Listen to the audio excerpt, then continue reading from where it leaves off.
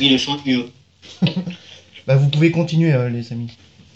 D'accord, allez. Ok. C'était à toi. Donc, Simone Rovera, je vous demandais si l'Italie elle avait des matchs amicaux pendant ces 12 jours de préparation. Oui, je pense, on a 3 matchs amicaux. C'est un peu comme pour la France. Le programme c'est similaire. Non, je vous dis, je me rappelle pas par cœur parce que je suis plutôt sur la préparation à la Coupe du Monde de la France, comme c'est mon travail plutôt que celle de l'Italie, que je suis seulement comme passionné. Mais oui, il y aura des matchs amicaux. Je vais vous dire tout de suite quels sont les matchs. Et je pense que Marco peut avoir sa possibilité, sa chance. On va jouer avec l'Irlande le 31 de mai. Et puis on a encore le Luxembourg. C'est des matchs plutôt bon. Le Luxembourg, c'est plutôt un test simple, mais l'Irlande peut être intéressant. Et puis les dernières, c'est le 8 juin, quand on sera déjà au Brésil. On fait les derniers matchs amicaux contre la Fluminense, une équipe brésilienne, pour un peu s'habituer là-bas. C'est-à-dire que Marco a qu'un match, éventuellement celui du 31 mai, contre l'Irlande à Londres, pour convaincre les sélectionneurs. Parce que les 4 semaines, les choix sont déjà faits. D'accord. Je vais vous demander sinon de réagir, on va revenir un petit peu au Paris Saint-Germain, sur l'information qui secoue l'Italie aujourd'hui. C'est le possible retour de Leonardo. Vous en pensez quoi, vous? Personnellement, moi, j'aimerais bien un retour de Leonardo. Après, cette information, sincèrement, je n'ai pas de confirmation sur ça. Au contraire, j'ai des signaux plutôt froids de côté milanais, on peut dire, où habiter Leonardo aujourd'hui, sur le fait que cette possibilité se peut concrétiser. Après, on est encore au début de mercato, on a encore la vraie conscience de ce que va être les sanctions de fair play financier, et Leonardo ne s'est pas encore engagé avec des autres clubs. C'est sûr que il y aura des banques qui vont se libérer dans les prochaines semaines. Sa priorité, c'est être entraîneur. Et si éventuellement il ne trouve pas une offre intéressante, il réfléchira à travailler dans un autre club avec des autres responsabilités. Il a toujours tenu avec l'Inter de Milan. Ça va pas être les banques de l'Inter de Milan, celui où va trouver sa nouvelle vie d'entraîneur, parce que l'Inter vient de confirmer va faire pour la prochaine saison. Je pense que l'Inter voudrait bien l'avoir quand même dans le staff dirigeantiel, on peut dire, à niveau de directeur sportif ou dirigeant quand même, mais c'est quand même pas la première choix de Leonardo. Après, c'est sûr que si Nasser Al-Khelaifi l'appelle, il demande d'aider le Paris Saint-Germain dans un moment de difficulté comme peut être le période du mercato avec les sanctions du fair play, Leonardo il réfléchira, mais dès qu'il sont des informations, il n'est pas encore arrivé à réfléchir vraiment à cette chose. D'accord. Vous travaillez sur la sélection de la France pour le Brésil. Je voulais savoir ce que vous pensez de la sélection de Didier Deschamps. C'est une sélection tout à fait attendue. Il a pris aucun risque, c'est sûr. Les vrais points d'interrogation, si on peut dire, c'est la finale de la Ligue des Champions. C'est une réflexion d'hier, c'est-à-dire c'est sûr que si dans la finale de la Ligue des Champions se passe malheureusement quelque chose pour les deux Français impliqués, Varane ou Benzema, il n'y a pas des joueurs à l'auteur des deux dans les réserves. Passer de Benzema à Lacazette, c'est pas tout à fait la même chose, comme passer de Varane à Varane, il n'y a pas vraiment de même statut, on peut dire. Ça reste vraiment un incroyable dommage. Si la finale de la Ligue des Champions apporte de malheureuses nouvelles aux sélectionneurs. Et c'est déjà dans une période plutôt avancée, avec la liste de 30 déjà déroulée, c'est pas tout à fait un rendez-vous sympa. Pour le reste, je pense que c'est l'équipe qui a des 11 titulaires bis, 11 titulaires très bons. Sur la solidité des remplaçants, c'est-à-dire, c'est pas un pacte qui peut faire rêver en victoire en tout le monde. Si les milieux, par exemple, c'est très bon, avec Kaba, Pogba et Matuidi, c'est sûr que déjà, moi j'apprécie beaucoup Mouba comme joueur, mais c'est-à-dire il n'a pas le même statut, la même expérience à niveau international, j'ai dit, des autres joueurs. Mais Pogba c'est jeune, mais elle vient de 2 Ligues des Champions, de saison de titulaire à Turin comme un des joueurs top classe à côté de Pirlo. Et il a déjà franchi un cap que peut-être Mouba n'a pas. Et alors, tout se doit vraiment bien passer pour Didier Deschamps à niveau des 11 titulaires. Parce que même Giroud, sincèrement, sur Benzema, selon moi, c'est vraiment 2 planètes différentes, très loin l'un de l'autre. D'accord. Je veux aussi que vous me donniez votre point de vue sur la prolongation de contrat de Miralem Pjanic, qui est intervenu dimanche. En fait, oui. Il a confirmé qu'il avait des offres du Paris Saint-Germain et de Manchester United, et en fait, il a préféré donner sa préférence à l'AS Rome. Qu'est-ce que vous en avez pensé? Je pense que d'une certaine façon, les joueurs sont toujours portés à rester dans une club où ils se trouvent bien, avec un entraîneur avec qui ils travaillent bien. Si il n'y a pas de l'autre côté un club qui fait vraiment rêver ou une offre qui fait vraiment bousculer les idées. Peut-être que Paris a fait des offres qui étaient pas vraiment très impressionnantes. C'est-à-dire, tu ne bouges pas de la Rome à Paris pour gagner 500 000 euros en plus,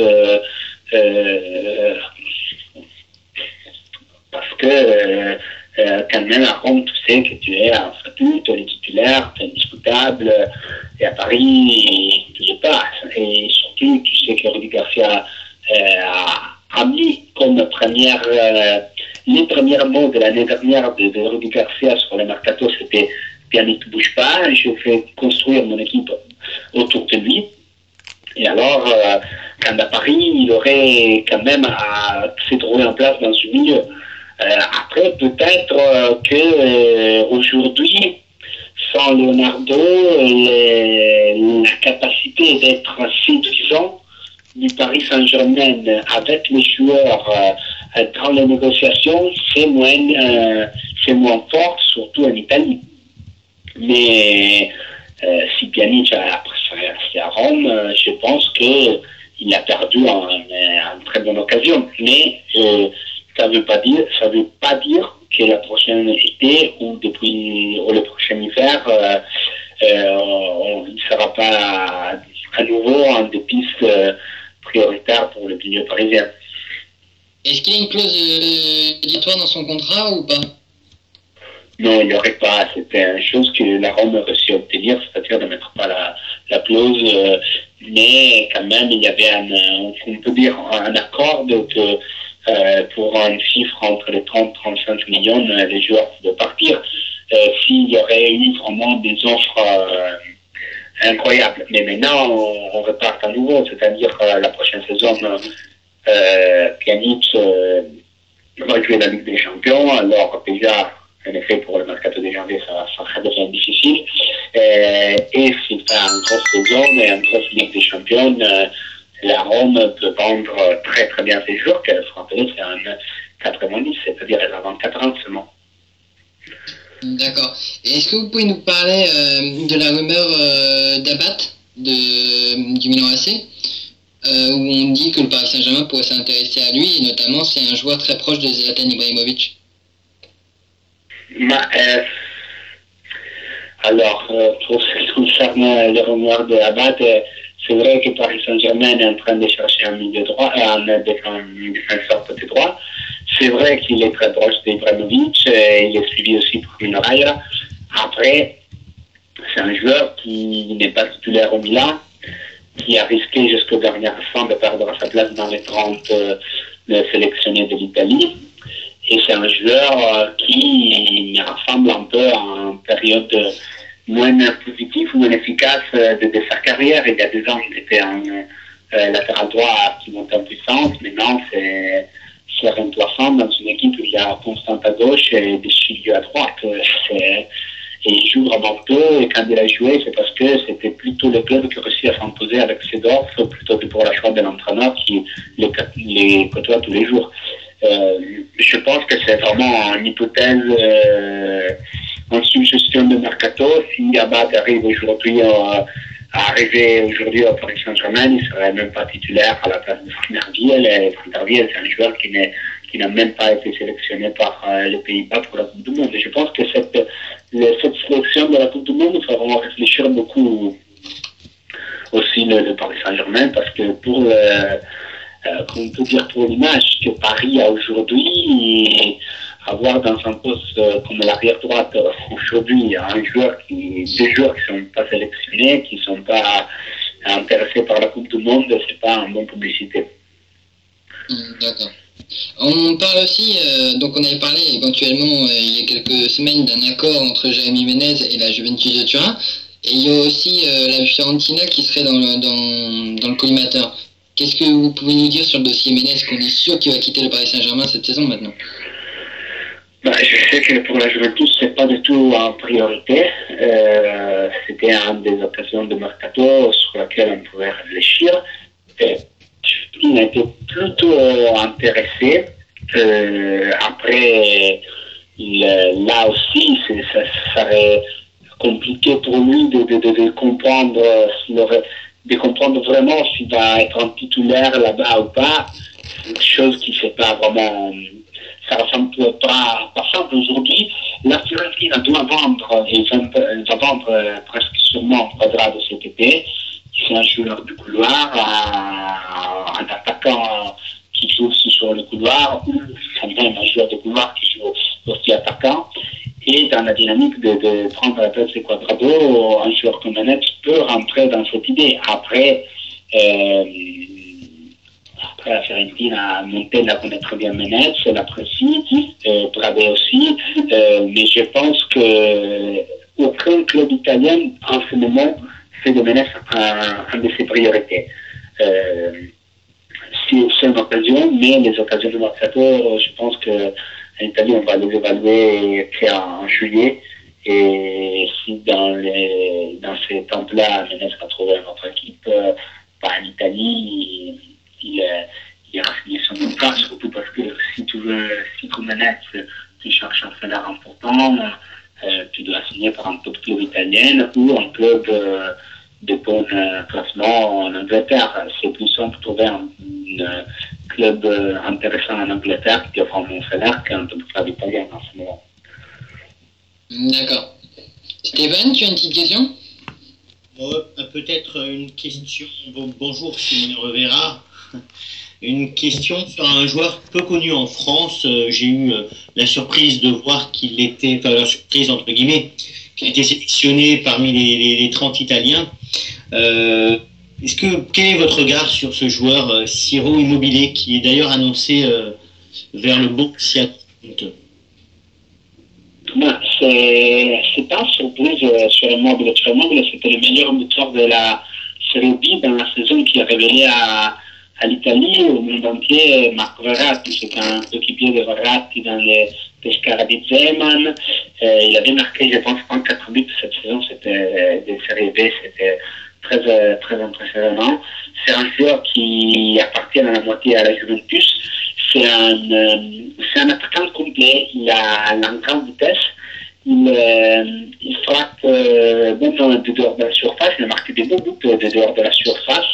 il est très malin, il est petit, c'est-à-dire il n'est pas un attaquant très grand, mais quand même il fait de la vitesse et de la physicité, son jeu physique aussi, sa force. Marqué 22 buts en Serie A, 22 buts en Serie A, c'est quand même un résultat impressionnant, surtout parce qu'il venait dans saison de Genoa la saison dernière, qui semblait vraiment qu'il n'avait pas la taille pour ce niveau.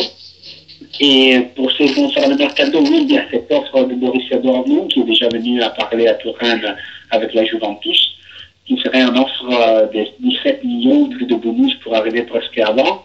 Mais aussi, l'Atlético Madrid est très intéressé pour le mettre à la place de Diego Costa. Et on peut dire aujourd'hui, il y a un jeu à l'enchère, un modèle d'enchère entre Borussia et Atlético Madrid. C'est très intéressant pour nous, pour les Italiens, de voir qu'un jeune joueur, un ancien exploit, on peut dire, va devenir l'avant-centre de l'un des plus grands clubs européens, soit que ce soit Borussia, soit que ce soit Atlético Madrid. Oui. C'est un peu un regret qu'une personne en Italie est prête à dépenser ça, mais il faut aussi comprendre que, comme il est à moitié entre Torino et Juventus, ni la Juventus a un vrai intérêt à renforcer un concurrent, ni la Juventus a intérêt à le tenir dans son effectif parce qu'elle ne peut pas lui garantir en place de titulaire, comme il y aurait un TTNS. Et alors, la meilleure choix, c'est de les vendre. Et pour le club, c'est mieux de le vendre à l'étranger parce qu'il peut bien monétiser sa saison extraordinaire. Bon, je pense qu'il va apporter beaucoup à l'Italie pour cette Coupe du Monde. Quel est votre pronostic, vous, pour cette équipe italienne au Brésil? Vous la voyez aller jusqu'où? Mais comme je cherche d'être un peu diplomatique parce que, en effet, il faut voir encore beaucoup de choses, c'est-à-dire la condition physique dont les Italiens arriveront en Brésil. Il faut voir quels sont les résultats des tests des premiers jours à Coverciano pour comprendre mieux.